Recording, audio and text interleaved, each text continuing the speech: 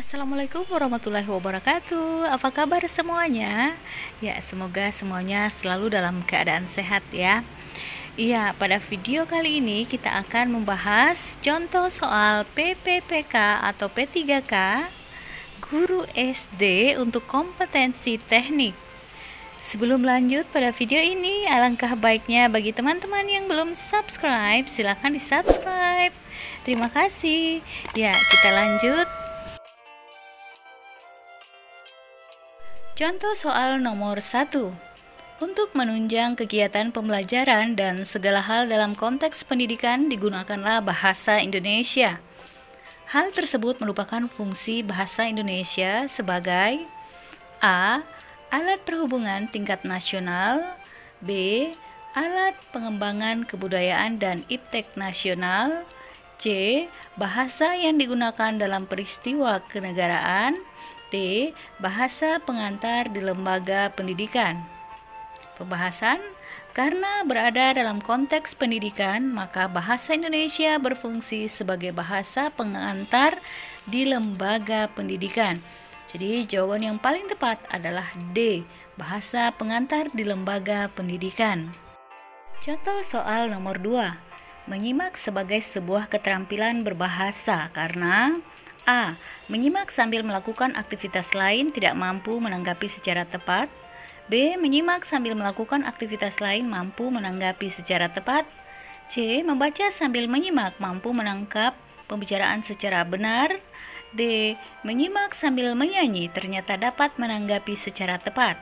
Pembahasan, menyimak adalah suatu proses kegiatan mendengarkan, baik lisan dengan penuh perhatian, pemahaman, apresiasi, serta interpretasi untuk memperoleh informasi, menangkap isi, serta memahami makna komunikasi yang tidak disampaikan oleh si pembicara melalui ujaran atau bahasa Indonesia. Jadi yang paling tepat adalah B. Menyimak sambil melakukan aktivitas lain mampu menanggapi secara tepat.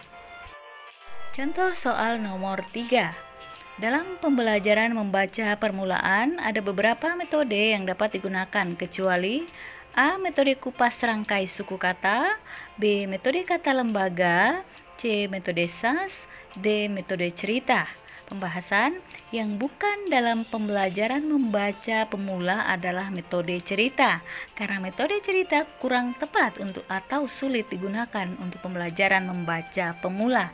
Jadi, jawaban yang paling tepat adalah D. Metode cerita. Contoh soal nomor 4.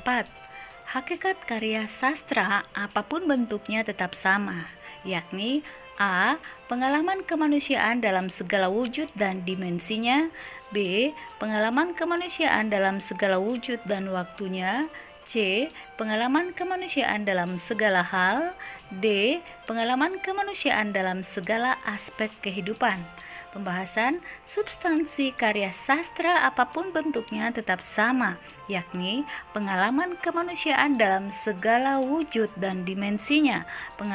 Pengenalan terhadap ciri-ciri bentuk sastra ini memudahkan proses pemahaman terhadap maknanya. Demikian pula komponen-komponen yang turut membangun karya sastra tersebut.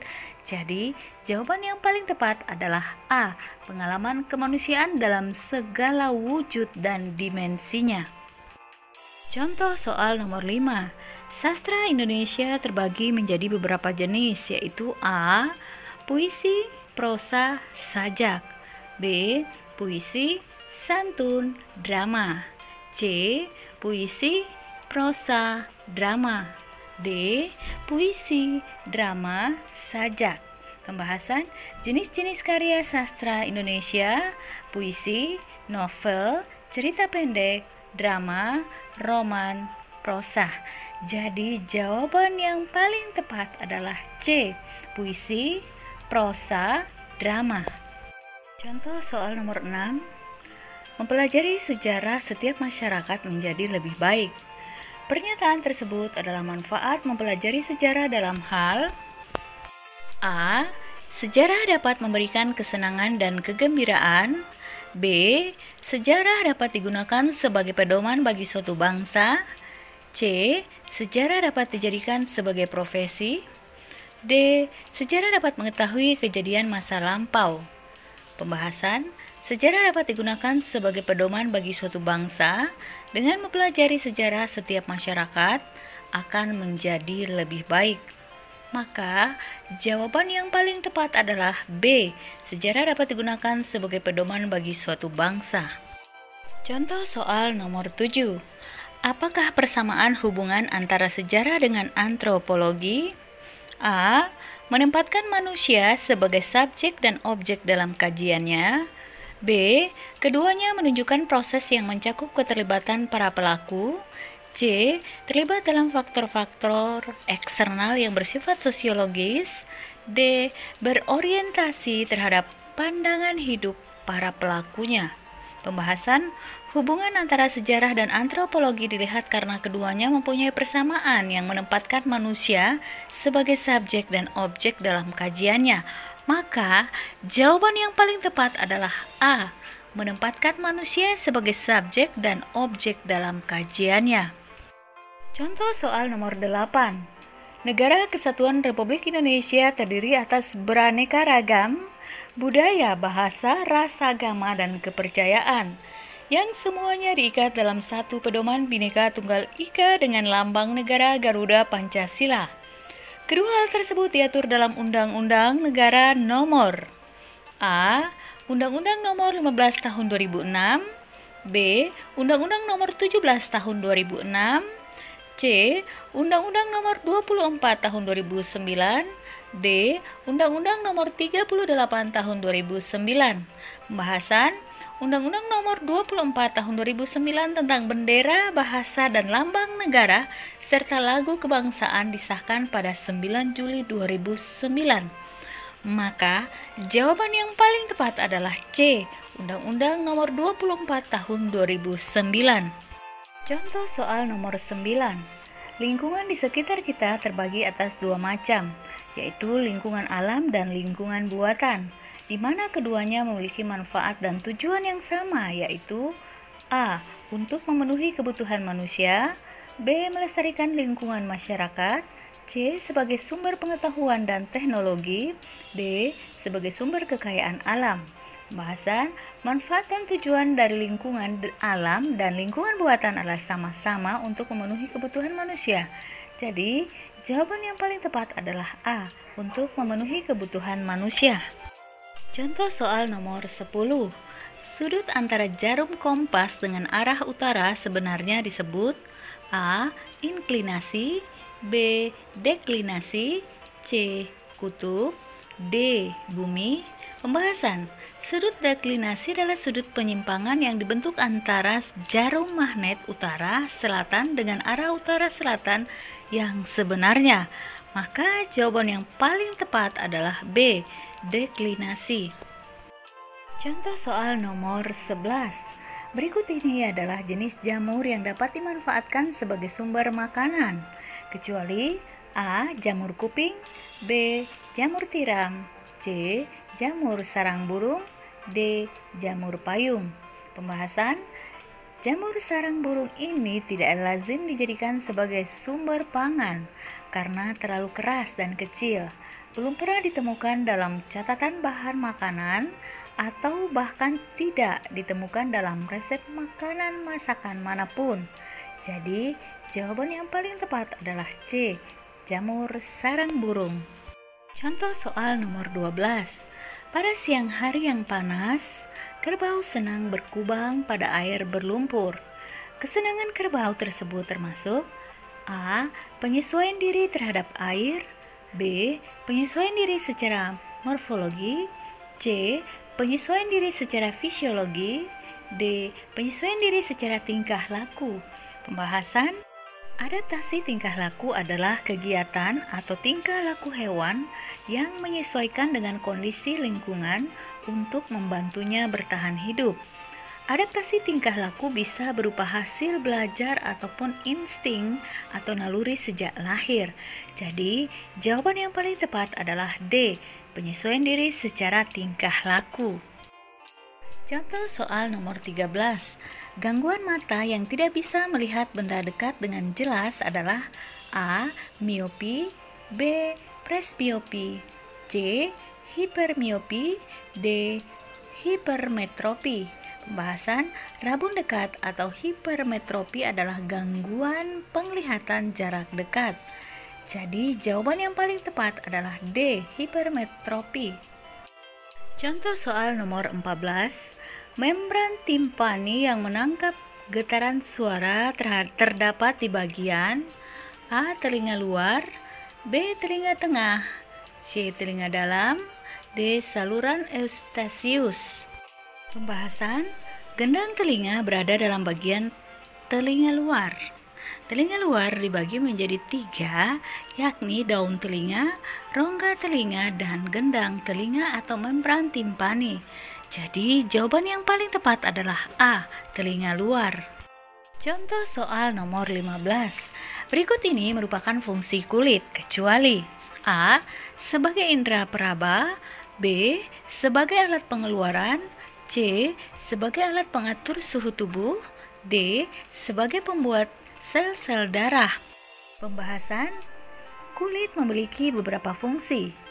Sebagai alat pengeluaran berupa kelenjar keringat, sebagai indera peraba, sebagai pelindung organ di bawahnya, tempat dibuatnya vitamin D dengan bantuan sinar matahari, pengatur dan penyeimbang suhu tubuh, tempat menimbun lemak.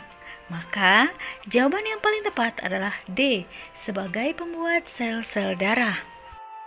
Contoh soal nomor 16. Fungsi umum jaringan syaraf pada manusia adalah A. penyalur rangsangan dari luar ke pusat syaraf, B. penghantar dan penghambat rangsangan dari luar, C. koordinasi alat-alat tubuh, pusat kesadaran, kemauan dan pikiran, D. pusat kesadaran dan pengaturan rangsangan dari luar. Pembahasan, fungsi umum jaringan syaraf adalah mengolah rangsangan yang diterima tubuh dan memberikan tanggapan pada rangsangan tersebut. Maka jawaban yang paling tepat adalah D. pusat kesadaran dan pengaturan rangsangan dari luar. Contoh soal nomor 17. Revolusi planet terjadi karena A. planet termasuk benda gelap, B. planet letaknya jauh dari bumi, C. adanya gravitasi matahari, D. planet merupakan benda langit. Pembahasan, gaya gravitasi matahari menarik planet-planet di sekitar sehingga terjadilah revolusi sebuah planet. Maka jawaban yang paling tepat adalah C. adanya gravitasi matahari. Contoh soal nomor 18. Matahari dianggap pusat tata surya karena A. tidak mengalami gerak rotasi, B. ukurannya paling besar, C. berwujud gas, D. letaknya di tengah. Pembahasan, karena ukurannya yang besar inilah sehingga matahari memiliki gravitasi yang besar pula yang mampu menarik benda langit yang lebih kecil untuk berotasi mengelilinginya sesuai dengan orbitnya masing-masing. Maka jawaban yang paling tepat adalah B. ukurannya paling besar. Contoh soal nomor 19. Benda langit yang disebut bintang berekor adalah A. meteor, B. planetoid, C. komet, D. satelit. Pembahasan, komet sering juga disebut dengan bintang berekor. Komet merupakan benda angkasa seperti lapisan batu yang terlihat mempunyai cahaya dikarenakan adanya gesekan-gesekan atom di udara. Jawaban yang paling tepat adalah C. komet. Contoh soal nomor 20. Tumbuhan kaktus berdaun kecil-kecil sebab A. memperkecil terjadinya penguapan, B. memperkecil pengambilan CO2 dari udara, C. memperkecil respirasi, D. pertukaran O2 dengan CO2 menjadi lancar. Pembahasan, daun kaktus kecil-kecil karena untuk mengurangi penguapan sebab daerah tempat tinggalnya di gurun yang panas dan jarang terjadi hujan. Maka jawaban yang paling tepat adalah A. memperkecil terjadinya penguapan. Contoh soal nomor 21. Upaya guru menggunakan hasil analisis untuk menentukan ketuntasan belajar antara lain sebagai berikut. A. menentukan kriteria keberhasilan belajar, B. mengklasifikasi siswa berdasarkan hasil capaian belajarnya, C. Mencari letak kelemahan secara umum dilihat dari kriteria keberhasilan yang diharapkan. D. Merencanakan pengajaran remedi. Pembahasan. Salah satu upaya guru merencanakan pengajaran remedi adalah untuk menentukan ketuntasan belajar peserta didik. Jadi, jawaban yang paling tepat adalah D. Merencanakan pengajaran remedi. Contoh soal nomor 22. Kegemaran anak akan dongeng atau cerita yang bersifat kritis seperti kisah perjalanan riwayat para pahlawan dan sebagainya merupakan ciri-ciri anak berusia A. 3-5 tahun, B. 6-8 tahun, C. 10-12 tahun, D. 15-18 tahun. Pembahasan. Di usia pra-remaja 10-12 tahun, anak mengalami transisi menuju kedewasaan selanjutnya yang mempengaruhi kemampuan sosial, fisik, dan kognitifnya. Salah satu kegemaran anak akan dongeng atau cerita yang bersifat kritis. Maka jawaban yang paling tepat adalah C, 10-12 tahun. Contoh soal nomor 23. Beberapa siswa memiliki kecenderungan belajar berupa mengerjakan soal atau tugas dengan cepat, tetapi hasilnya banyak kesalahan. Gaya belajar para siswa tersebut adalah A. Impulsif, B. Reflektif, C. Gaya berpikir terikat, D. Gaya berpikir bebas. Pembahasan. Gaya belajar impulsif yaitu cara belajar siswa dalam menyerap pelajaran cenderung dengan cepat-cepat mengambil keputusan tanpa memikirkan secara mendalam untuk memahami konsep-konsep informasi yang telah diterimanya. Maka, jawaban yang paling tepat adalah A. Impulsif. Contoh soal nomor 24. Hal yang mengandung makna Pancasila sebagai kaidah dasar negara bersifat A. Jujur dan adil, B. Mengikat dan memaksa, C. Sementara dan selamanya, D. Sebenarnya dan sejujurnya. Pembahasan. Kedudukan Pancasila sebagai dasar negara sebagaimana yang tertuang pada pembukaan Undang-Undang Dasar 1945 merupakan sumber tertib hukum tertinggi yang mengatur kehidupan negara dan masyarakat. Hal ini mengandung makna bahwa Pancasila sebagai kaidah dasar negara yang bersifat mengikat dan memaksa. Maka, jawaban yang paling tepat adalah B, mengikat dan memaksa. Contoh soal nomor 25. Penilaian yang didasarkan pada data yang mencerminkan kemampuan yang diukur. Hal tersebut merupakan prinsip penilaian yang A. Adil, B. Objektif, C. Valid, D. Sistematis. Pembahasan. Sistematis berarti penilaian dilakukan secara berencana dan bertahap dengan mengikuti langkah-langkah baku yang didasarkan pada data. Jawaban yang paling tepat adalah D. Sistematis. Contoh soal nomor 26. Serangkaian kegiatan yang sistematik untuk dapat menentukan manfaat atau kegunaan suatu objek atau program adalah A. Pengukuran, B.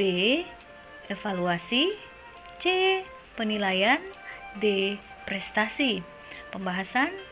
Nur Kancana 1983 menyatakan bahwa evaluasi adalah kegiatan yang dilakukan berkenaan dengan proses untuk menentukan nilai dari suatu hal. Maka, jawaban yang paling tepat adalah B. Evaluasi. Contoh soal nomor 27. Proses mendengarkan yang dilakukan dengan sungguh-sungguh disebut A. Mengamati, B. Menyimak, C. Merenung, D. Mendalami. Pembahasan. Menyimak didefinisikan sebagai mendengarkan dengan baik-baik atau sungguh-sungguh yang diucapkan ataupun dibaca oleh seseorang. Maka, jawaban yang paling tepat adalah B. Menyimak. Contoh soal nomor 28. Etika Pancasila adalah A. Ketuhanan, kemanusiaan dan keadilan, B. Keagamaan, sosial dan kerakyatan, C. Kebangsaan, kedaerahan dan kebudayaan, D. Ketuhanan, kerakyatan dan kebangsaan. Pembahasan etika Pancasila adalah cabang filsafat yang dijabarkan dari sila-sila Pancasila untuk mengukur perilaku kehidupan bermasyarakat, berbangsa, dan bernegara di Indonesia. Oleh karena itu, dalam etika Pancasila terkandung nilai-nilai ketuhanan, kemanusiaan, persatuan, kerakyatan, dan keadilan. Maka, jawaban yang paling tepat adalah A. Ketuhanan, kemanusiaan, dan keadilan. Contoh soal nomor 29. Dalam kaitannya dengan upaya untuk memotivasi belajar siswa dan agar proses pembelajaran berlangsung efektif, maka guru perlu mengacu pada A. Metode pembelajaran, B. Tahap pembelajaran, C.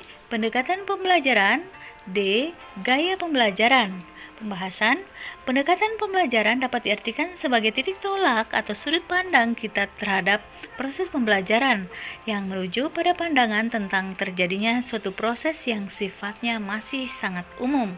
Maka, jawaban yang paling tepat adalah C. Pendekatan pembelajaran. Contoh soal nomor 30. Masyarakat Indonesia terdiri dari berbagai suku dengan bahasa yang berbeda-beda. Maka akan sulit berkomunikasi kecuali ada satu bahasa pokok yang digunakan. Maka dari itu digunakanlah bahasa Indonesia. Hal ini memiliki kedudukan dan fungsi. A. Sebagai lambang kebangsaan, B. Sebagai alat kepemersatu bangsa, C. Sebagai alat perhubungan, D. Sebagai lambang identitas nasional.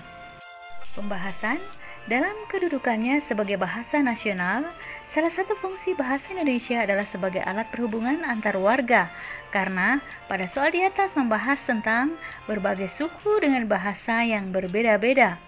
Maka, jawaban yang paling tepat adalah C, sebagai alat perhubungan.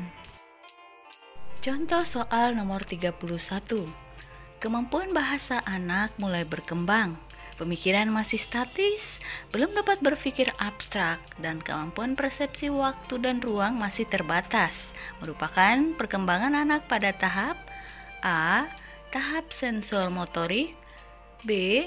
Tahap praoperasional, C. Tahap operasional konkret, D. Tahap pertumbuhan. Pembahasan, pemikiran praoperasi dalam teori Piaget adalah prosedur melakukan tindakan secara mental terhadap objek-objek. Ciri dari tahapan ini adalah operasi mental yang jarang dan secara logika tidak memadai. Jadi, jawaban yang paling tepat adalah B, tahap praoperasional. Contoh soal nomor 32. Untuk mengetahui kemampuan awal peserta didik, seorang pendidik dapat melakukan A. Pengayaan materi pelajaran, B. Refleksi, C. Latar belakang peserta didik, D. Tes awal atau pre-test. Pembahasan, pre-test atau tes awal yaitu tes yang dilaksanakan dengan tujuan untuk mengetahui sejauh manakah materi atau bahan pelajaran yang akan diajarkan telah dapat dikuasai oleh siswa. Jadi, jawaban yang paling tepat adalah D. Tes awal atau pre-test. Contoh soal nomor 33. Yang ditekankan di dalam strategi pembelajaran interaktif adalah A. Membangun inisiatif individu, kemandirian dan peningkatan diri, B. Diskusi dan sharing di antara peserta didik, C. Pembelajaran didominasi arahan dari guru, D. Proses penyampaian materi secara verbal. Pembahasan, model pembelajaran interaktif adalah satu cara atau teknik pembelajaran yang digunakan guru pada saat menyajikan bahan pelajaran di mana guru pemeran utama dalam menciptakan situasi interaktif yang edukatif, yakni interaksi antara guru dengan siswa, siswa dengan siswa, dan dengan sumber pembelajaran dalam menunjang tercapainya tujuan belajar. Jadi, jawaban yang paling tepat adalah B, diskusi dan sharing di antara peserta didik.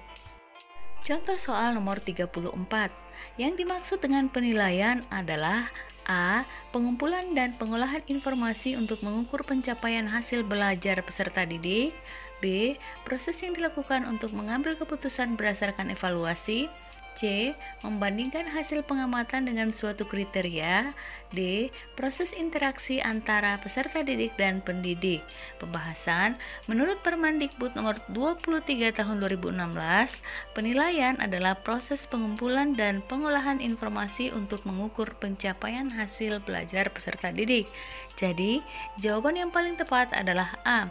Pengumpulan dan pengolahan informasi untuk mengukur pencapaian hasil belajar peserta didik. Contoh soal nomor 35. Bentuk penilaian yang menghendaki peserta didik menampilkan sikap menggunakan pengetahuan yang diperoleh dalam pembelajaran dalam melaksanakan tugas disebut penilaian.